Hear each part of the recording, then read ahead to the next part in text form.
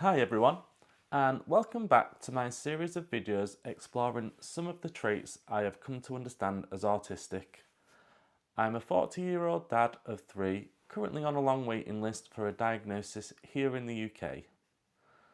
So far on this journey, we've talked about social confusion and sensory overload, but there's another huge part of my autistic experience that shapes everything I do. My brain's fundamental need for order, systems, and deep focus. For me, the world often feels chaotic and unpredictable. My way of coping, of making it make sense, is to try and impose my own order on it. Whether that's through lists, through rigid rules, or by diving headfirst into an interest so completely that it becomes my whole world for a while. Today, I want to talk about that need for control and the incredible intensity that comes with it. Let's start with the need for order. I am, by nature, incredibly methodical. My mind works best when things are structured. A perfect example is from my old managerial jobs.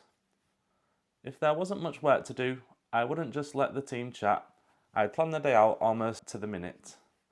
Little tasks, tidying projects, anything to create a clear structure and keep everyone busy. On the surface, it looked like good management, but honestly, a big part of it was for me. It helped me avoid the stress of unstructured social time and gave me a sense of control. You could also call this masking. This need for things to be right follows me everywhere at work.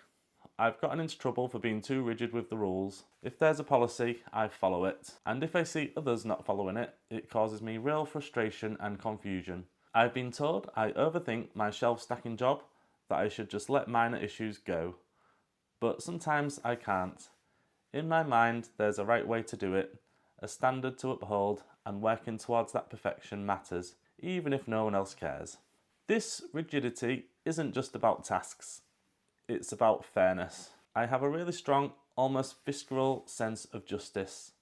I am painfully sensitive to what I see as double standards or unfairness. If a rule applies to me, it should apply to everyone. If a manager makes an exception for one person, my brain gets stuck on it. Sometimes I see unfairness almost everywhere I look, and I process it by whinging about it, and it turns over and over in my head. This has sometimes led me to raise grievances at work, to rock the boat over policy failures. In my mind, I'm on a mission to expose the problem, to make things right, but I often don't see the bigger picture or understand why a decision was made. I just see the rule that was broken. It's like my brain is wired for black and white thinking in a world that's all grey. This is where that missing page of social understanding links up. I don't always get office politics or subtle hierarchies. I just see the written rule versus what's happening, and the mismatch causes me huge anxiety. Now let's flip this to the other side of the coin, the intensity. When my brain latches onto something, it doesn't just like it, it needs to understand it, master it, and complete it. Video games are probably my oldest example. I've played since I was about 5. It's my stress relief, but it's so much more. I get addicted to one game and have to make progress. I have to collect and unlock everything, every achievement, every item. For example, I played World of Tanks for 10 years, largely to try and unlock all the tanks. And then the interest bled into real life. I got into tanks, visited museums, went to shows. It becomes an all-consuming system to learn and complete. I was watching a bit of Jimmy Carr the other day, and he had a bit of advice for one of the hecklers in his audience. All that energy he might have spent playing video games, he could have put probably into progressing in a career, talking about going through the different levels and you get to a boss and defeat that, and then that actually does take a lot of energy playing a game, which you could be using to better yourself in real life. And I can kind of see how that could have held me back over the years, being into games so much. And I go along with that a bit, but I do think it is valuable also as a de-stressor. But yeah, that's something that really made me think in relation to autism about how that could have held me back, but how it's felt natural to me to focus so intently on these interests that haven't really had a bearing on real life achievements. Think about how there's levels and there's a big boss at the end. It's a bullshit career. It's cheap dopamine. Go out and have a real fucking adventure. Good luck. I genuinely would say that's... I don't know why you would take advice from me, but you could do worse than just giving up.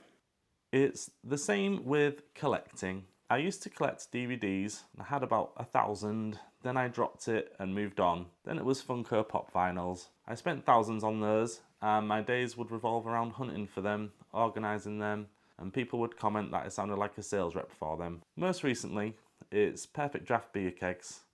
I've just had to try them all and get the knowledge and become an expert, you know, rather than just, as most people do, buy the beers they like and enjoy them. It's not just a hobby, it's a deep neurological need. My brain craves the focus, the cataloguing, the pursuit of a complete set. It's a predictable, rule-based world I can control where the real world feels too chaotic. And actually, this is one of the reasons I am going through this process of discovery. I've started to control these urges now I realise them as an autistic trait, and looking forward, I feel this will help me manage my life better, and I already feel like it is in the couple of months I started this journey. This need for order and intensity has a dark side, of course. We've already touched on the work problems, but it also affects my home life. I cannot relax if the house is cluttered. Visual chaos is like a sensory noise for my brain. I'd rather something was thrown in the bin than left out of place, because its presence, out of system, is a constant irritant. I'm always asking my wife if we can get more storage so everything has a designated out of sight place. And when my carefully built systems or expectations collapse, that's a direct path to overwhelm and meltdown, as discussed in the last video.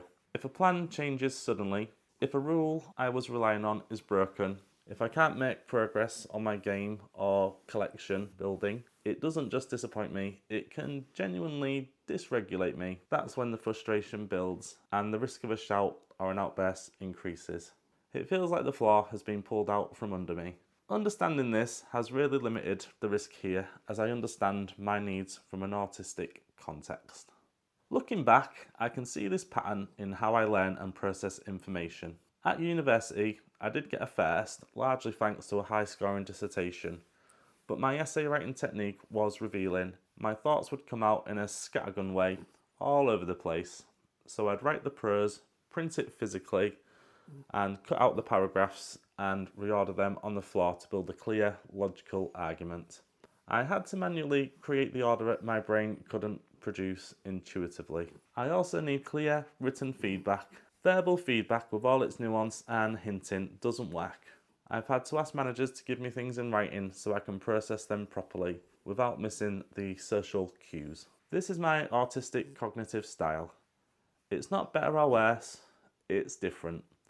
It's systematic, deep, logical, and craves clarity. It's what made me good at following rules and excelling in structured education, but it's also what causes friction in the messy and structured, socially nuanced world of work and adult life. So, for years, people called these things quirks. They'd say I was a bit OCD, or just really passionate, or a stickler for the rules. Some people even compared me to Sheldon from The Big Bang Theory, needing my own spot, making blunt comments about reality. I could go on, but I think I've made my point. But seeing it through the lens of autism, it all connects. The need for order, lists, tidiness, rules, and the capacity for intensity, such as special interests and collecting, are two sides of the same coin. They are my brain's way of creating a stable, predictable, and engaging world in what can feel like a random and overwhelming one. Understanding this helps me manage it, to know that I need structure for myself, to allow myself the joy of a deep dive into a special interest without shame, and to recognise when my rigidity is causing me more harm than good. If you also feel a powerful need for systems, or you have interests that others call obsessive, I'd love to hear about it. What's your system or your latest deep dive? Thanks for watching. In the next video, I will talk more about masking and the realisation process, and hopefully this could help if you are on a similar journey. It'll certainly be interesting. See you then. Bye.